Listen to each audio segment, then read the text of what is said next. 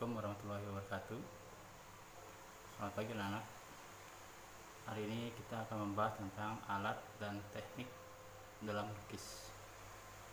Sebelumnya, Bapak akan menerangkan tentang apa itu konsep dari kita melukis. Ya, kan? Seni lukis adalah kegiatan menggambar yang memiliki keunikan. Nah, beberapa contohnya ya, ada warna, ada paduan gambar dan bentuk. Dan tujuan berkarya seni lukis salah satunya adalah tujuan untuk religius. Pada zaman prasejarah ini lebih kepada religius, yaitu bisa mendekatkan diri pada sang penciptanya. Kemudian tujuan kritik sosial. Nah, di sini itu untuk apa? Menjadikan ide dalam berkarya seni lukis, kritik. Ya, tujuan ekspresi selanjutnya untuk mengekspresikan media yang dicurahkan ke dalam kanvas. Dan selanjutnya tujuan komersial. Otomatis pencipta karya akan dikomersilkan, dijual, ya, sehingga mengikuti selera pasar.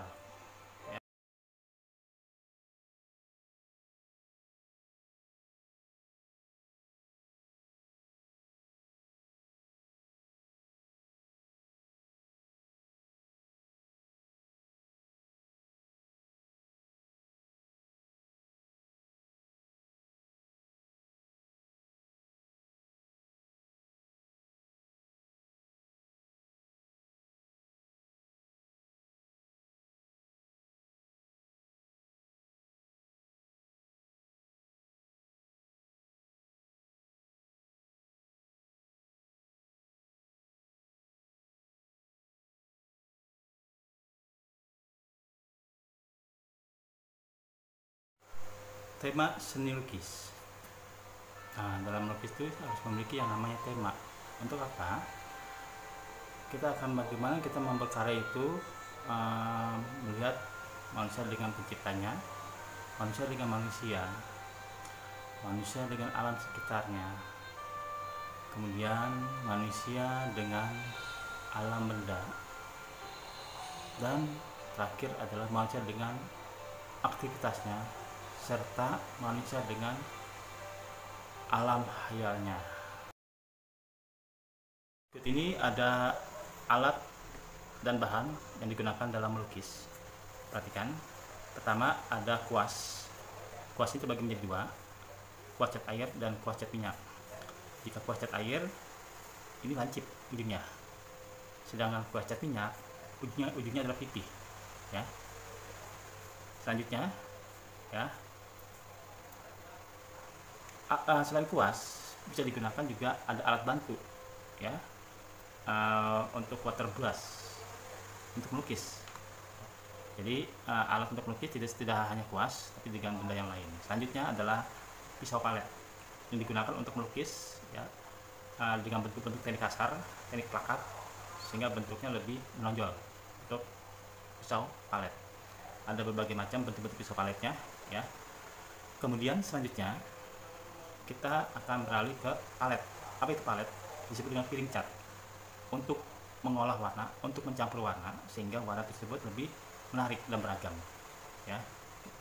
Karena tanpa adanya piring cat, sedikit sulit kita untuk mencampur dan mengolah warna. Selanjutnya kita akan beralih ke cat. Cat itu sendiri, ya, ada di sini yang disebut namanya cat akrilik. Cat akrilik ini bisa digunakan di kertas dan di kanvas.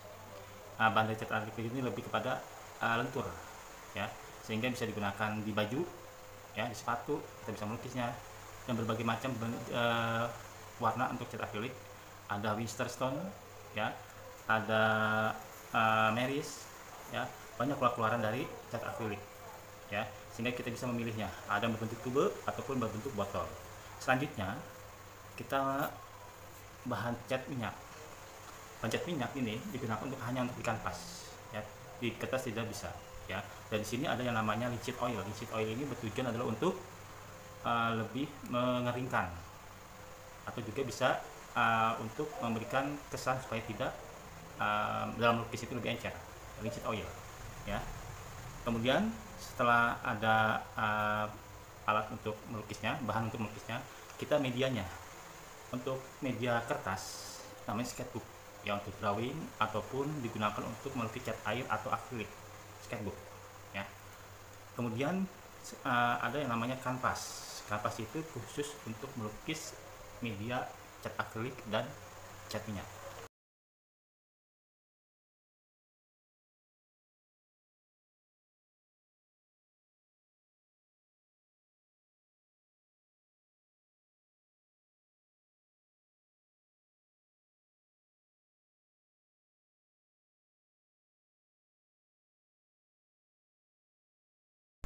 Berbagai macam teknik dan gaya dalam kita melukis.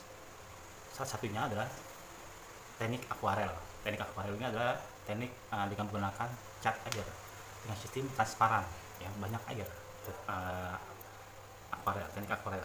Beberapa contoh dari lukisan cat air ini lebih kepada warnanya lebih transparan, ya, untuk cat air. Dan cat air ini hanya untuk di kertas, tidak di kanvas, ya. Kemudian selanjutnya ada yang namanya teknik plakat.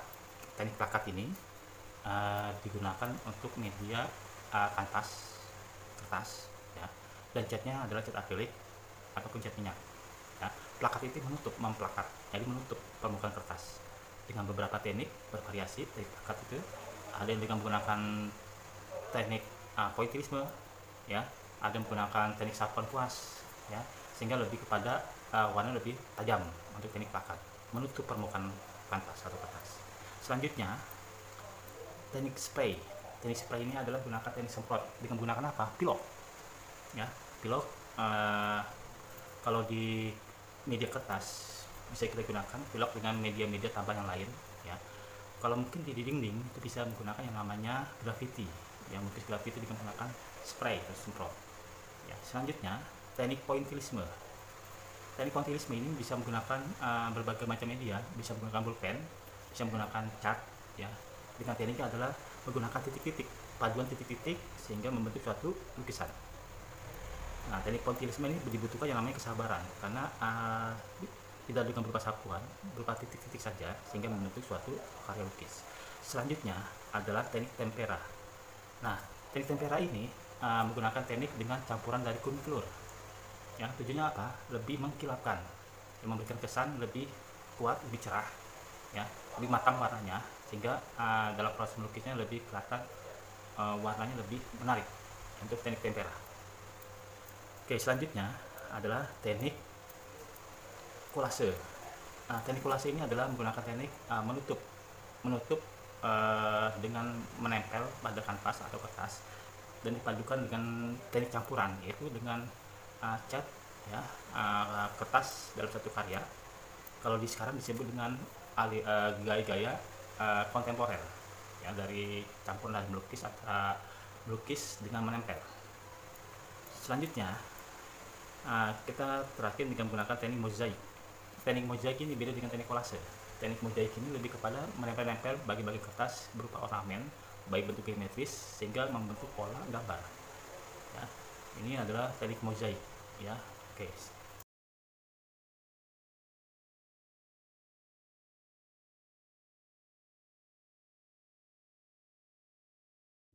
Ya, sekarang Bapak akan menjelaskan tentang teknik akuarel. Apa itu teknik akuarel? Tadi sudah dijelaskan bahwa teknik akuarel adalah teknik dengan sapuan cat air dengan teknik basah sehingga lebih transparan.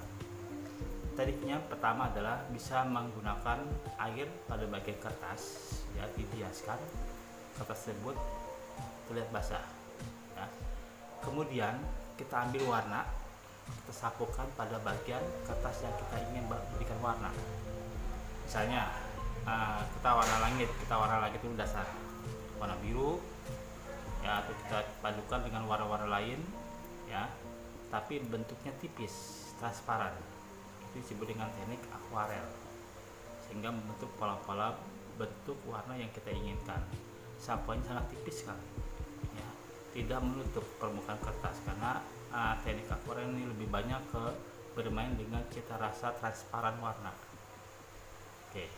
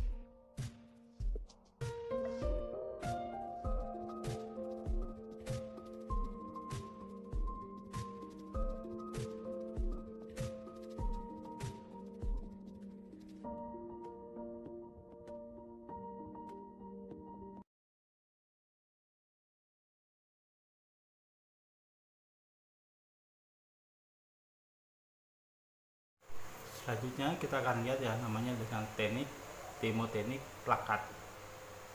Tadi plakat itu adalah bentuk permukaan kertas, bentuknya beda dengan teknik akuarel yang banyak air. Kalau plakat ini menutup, jadi cat yang digunakan lebih tebal ya dalam permukaan kanvas ataupun kertas. Kalau teknik plakat ini biasanya menggunakan dasar warna gelap dulu ya sebelum ditutup dengan warna-warna terang.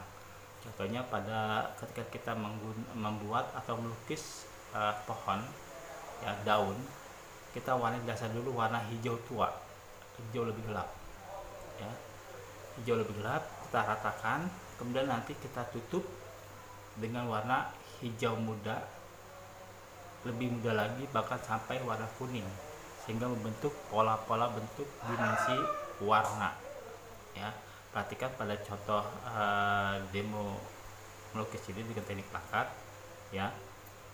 Di sini dalam mewarnainya dasarnya sudah digunakan warna hitam, tinggal diberikan arahan warna-warna terang sehingga membentuk adanya dimensi gelap terang dari warna tersebut.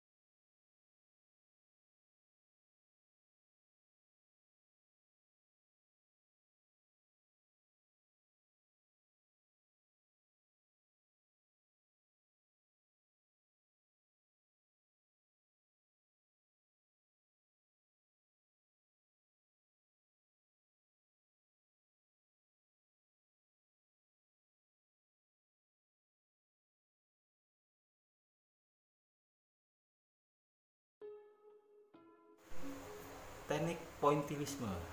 Teknik pointillisme ini bisa digunakan berbagai macam alat ya. Salah satunya di sini Bapak akan memperlihatkan teknik pointillisme dengan menggunakan rotring.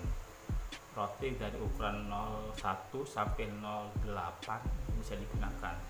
Pertama kita buat dulu yang namanya sketch gambar ya. Kemudian kita arahkan titik-titik. Nah, di sini kita butuh yang namanya kesabaran. Dari beberapa titik-titik ini membentuk pola yang namanya gelap terang ya.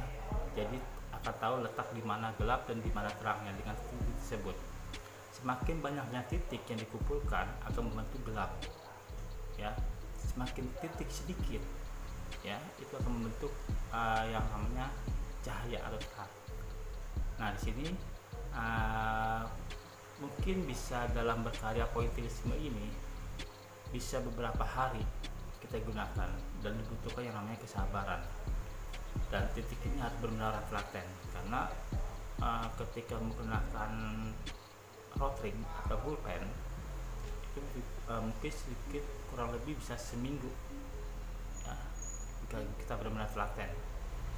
Kalau mungkin dengan menggunakan cat minyak, cat akrilik itu lebih mudah karena permukaan lebih tebal.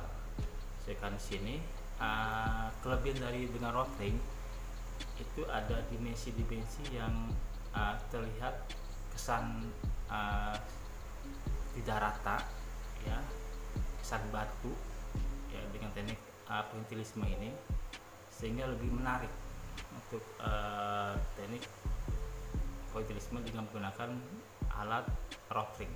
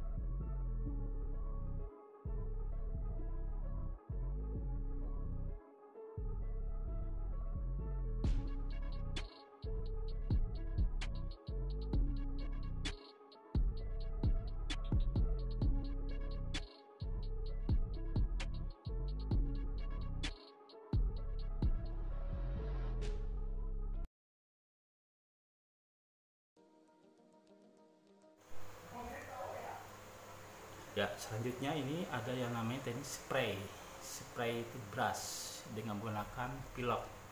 Sebelumnya di sini bisa kita gunakan wadahnya lingkaran, itu bisa menggunakan ya, mungkin tutup panci atau mungkin nampan, ya, suatu benda yang kita inginkan membentuk pola-pola bentuk. Dan ini pure dengan menggunakan yang namanya pilok, ya. Nah, di sini akan coba dengan menggunakan kertas, ya, kertasnya lebih tebal. Nah, kita semprotkan secara merata bentuk-bentuknya dengan alat-alat bantu, ya, bisa dengan kertas, bisa dengan benda-benda yang kita inginkan membentuk pola, ya. Semprotan ini ada yang semprotan tipis dan tebal untuk variasi dari warna tersebut, ya, karena di sini spray ini ada matanya. Jadi mata untuk memberikan kesan, ya, gelap terang, memberikan kesan dari efek warna, ya, bisa dari dekat dan bisa dari jauh, ya, dalam pengolahan warna tersebut untuk teknik spray. Dan ini lebih uniknya dalam teknik spray ini warna lebih halus, lebih merata, ya, sehingga bentuknya sesuai dengan kita inginkan. Alat atau media tambahan bisa berbagai macam, bisa menggunakan kertas sebagai untuk negatif karyanya, ya, untuk efek-efek karyanya, sehingga lebih ada variasi, ya, beda dengan menggunakan kuas, ya. Dan di sini butuh ketelatenan dalam bentuknya, membentuk pola gambar untuk teknik spray ini atau brush. Oke.